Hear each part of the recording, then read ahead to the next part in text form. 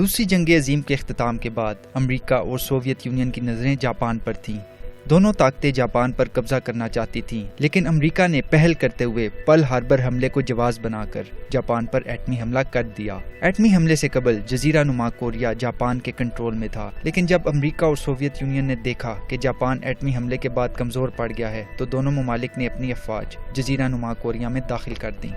امریکی افواج کوریا کے جنوب جبکہ سوویت افواج شمال سے جزیرے میں داخل ہوئیں اور اسے دو حصوں میں تقسیم کر دیا، جس کا نتیجہ یہ نکلا کہ کوریا میں خوفناک جنگ چھڑ گئی، جسے سر جنگ کا باقاعدہ آغاز بھی سمجھا جاتا ہے۔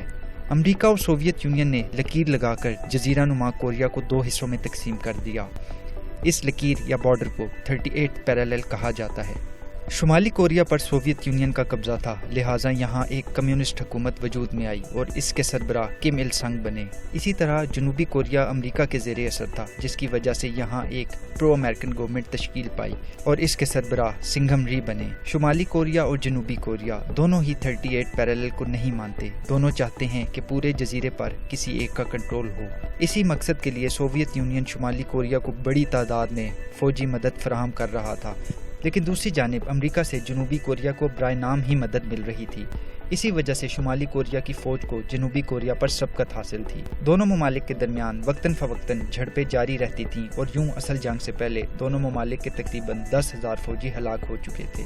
25 جون 1950 کو شمالی کوریا نے 75,000 سپاہیوں کے ساتھ جنوبی کوریا پر حملہ کر کے جنگ کا آغاز کر دیا۔ شمالی کوریا کا یہ قدم امریکہ کے لیے بہت بڑا سرپرائز تھا۔ امریکہ کے نزدیک یہ ایک روایتی جنگ کے بجائے کمیونزم اور سرمایہ دارانہ نظام کے خلاف جنگ تھی، اس لیے امریکہ کے لیے جنگ میں کودنے کے سوا کوئی راستہ نہیں تھا۔ اس موقع پر اس وقت کے امریکی صدر ہیری ٹرومن نے کہا، "If we let Korea down, the Soviets will keep right on going and swallow up one place after another."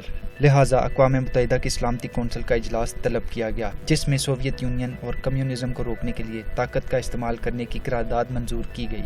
لیکن دلچسپ بات یہ کہ سوویت یونین سلامتی کونسل کا مستقل رکن ہونے کے باوجود بھی قرارداد کو ویٹو نہیں کر سکا۔ اس کی وجہ یہ تھی کہ 1950 میں چین میں کمیونسٹ حکومت قائم ہوئی تھی، لیکن اقوام متحدہ نے ابھی تک چین کی اس نئی حکومت کو تسلیم نہیں کیا تھا، جس کی وجہ سے سوویت یونین نے احتجاجاً اقوام متحدہ کے اجلاس میں شرکت نہ کی اور اسی وجہ سے اس قرارداد کو ویٹو بھی نہ کیا جا سکا۔ اقوام متحدہ نے اپنی قرارداد میں سوویت یونین کی جارحیت کو روکنے کے لیے ایک UN فورس تشکیل دی۔ اس فورس میں تقریباً 90% سپاہی امریکہ کے تھے۔ شمالی کوریا نے 38 پیرالل کو عبور کر کے پہلے جنوبی کوریا کے دارالحکومت سیول اور پھر تقریباً پورے جنوبی کوریا پر قبضہ کر لیا۔ اسی دوران امریکی مدد بھی جنوبی کوریا کو پہنچ گئی، جس کی قیادت جنرل ڈوگلاس میکارتھر کر رہے تھے۔ جنرل ڈوگلاس نے پلان بنایا کہ شمالی کوریا پر حملہ زمین کے بجائے سمندری راستے سے کیا جائے۔ پہلے 38 پیرالل سے شمالی کوریا کی فوج کی سپلائی لائن کاٹی جائے گی اور پھر جنوبی کوریا سے سوویت اور شمالی کوریا کی افواج کا قبضہ چھڑایا جائے گا۔ جنرل ڈوگلاس کی یہ حکمت عملی کامیاب رہی۔ پہلے شمالی کوریا کو 38 پیرالل تک محدود اور پھر مزید حملے کر کے اسی کے علاقوں پر قبضہ کر لیا گیا۔